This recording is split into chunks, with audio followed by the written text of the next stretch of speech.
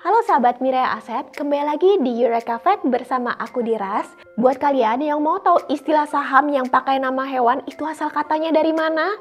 Tonton sampai akhir ya.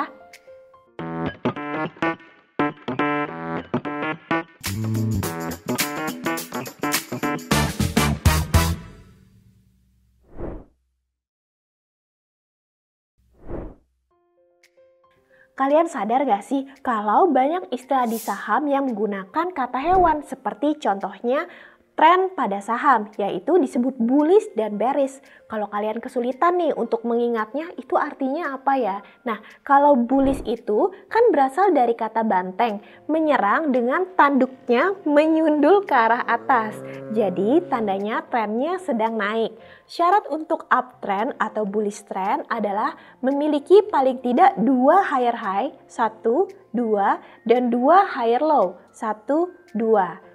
Sedangkan kalau bearish trend berasal dari kata beruang. Beruang menyerang dengan kukunya ke arah bawah yang berarti trennya turun. Syaratnya adalah memiliki 2 lower high, 1, 2, dan juga 2 lower low. 1, 2. Dari situ dikatakan kalau bearish trendnya valid. Versi lain yang mengatakan asal kata dari bearish trend adalah ahli bahasa pada abad ke-18 mengutip peribahasa tidak bijak menjual kulit beruang sebelum beruangnya didapat. Karena pada zaman dulu, pemburu itu mengincar beruang untuk mengambil kulitnya sebagai hiasan di rumah atau pakaian. Sedangkan kalau asal kata dari bullish trend itu dari olahraga bull baiting. Bermula pada tahun 1200-an mencapai popularitas saat era Ratu Elizabeth I. Jadi olahraga ini dengan mengikat banteng pada tiang pancang di tanah, kemudian hidungnya diberikan merica, lalu dilepaskan banyak anjing. Kalau anjingnya berhasil menggigit hidung banteng itu, berarti anjingnya menang, sedangkan kalau nggak berhasil, sebaliknya berarti bantengnya yang menang. Dari situ, orang-orang yang datang menonton, mereka bertaruh kalau bullish berarti bullnya yang menang, sedangkan kalau kebalikannya bearish berarti bullnya itu kalah. Istilah lain yang menggunakan nama hewan pada saham adalah retail investor. Sebenarnya bukan di Indonesia sih. Kalau di Korea itu disebut ant investor, kalau di Thailand disebut moth investor. Untuk asal katanya sebenarnya masih simpang siur dari mana. Cuma kalau berdasarkan metaforanya nih, kalau investor retail kan sama-sama modalnya kecil, seperti semut juga kecil dan juga ngengat. Lalu jumlahnya ada banyak sekali, hidupnya berkelompok seperti bagaimana kita berkomunitas antar broker dan juga dapat bergerak cepat bagaimana investor dapat melakukan jual beli secara cepat. Sekarang kita menuju ke sejarah candlestick. Awal mulanya nih, candlestick itu diciptakan oleh Munahisa Homma. Dia itu penjual beras dari daerah Sakata, Jepang. Dia ini beli beras pada tahun 1710, sistemnya booking dengan beli kupon dulu di Osaka. Atau kalau sistem sekarang kita kenal dengan pasar future atau berjangka. Pada zaman dahulu, untuk menganalisa harga berasnya, dia harus mengetahui harga beras lebih dulu di pasar Osaka dibandingkan orang-orang di daerahnya di Sakata. Tapi karena jaraknya jauh, nggak bisa teleponan dan nggak bisa email kayak zaman sekarang, belum ada telepon. Jadi dia membangun relasi satu orang setiap jarak 6 km untuk memberitahu harga berasnya setiap pagi. Munahisa Homma melakukan analisa selama 15 tahun untuk harga beras dalam kurun waktu 150 tahun terakhir, sehingga akhirnya dia menciptakan konsep candlestick yang bisa kita gunakan sekarang. Yang terkenal nih yang dia temukan adalah hanging man, spinning top, dan doji. Bayangin kalau nggak ada candlestick, kita sekarang nggak bisa pakai analisa candlestick dan susah cuan deh, ya nggak teman-teman? Seiring waktu, candlestick istilahnya semakin berkembang dan semakin banyak lagi nih. Kita harus paham mengenai reversal candlestick.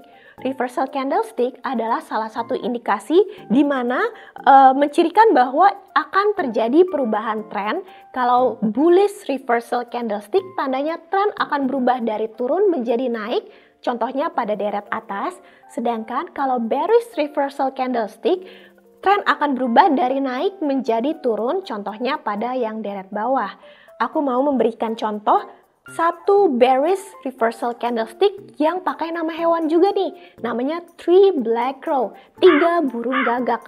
Kalau kita nonton film horor nih, biasanya kalau ada burung gagak itu kan pertanda bahwa ada sesuatu hal yang buruk akan terjadi. Kalau kita lihat 3 candle merah berjejer, itu tandanya tren akan berganti dari naik menjadi turun. Itu dia salah satu cara analisa untuk menjual pada posisi tertinggi. Lalu, selain mengetahui mengenai reversal candlestick, kita juga harus tahu nih, continuation pattern. Jadi, continuation pattern adalah pola yang tercipta kalau kita melihat seperti falling wedge, bullish rectangle, bullish pennant, dan lain-lain.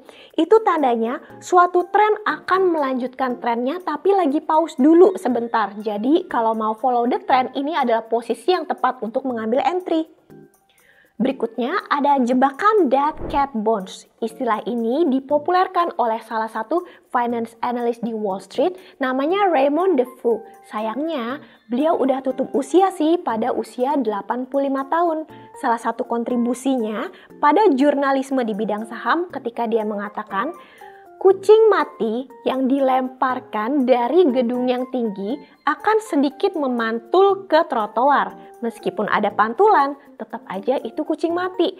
Ini artinya adalah ketika saham dalam kondisi bearish trend, ada pantulan, kalian jangan sampai terkecoh dengan dead cat bones karena bisa saja itu bukan tanda reversal tapi akan melanjutkan penurunannya.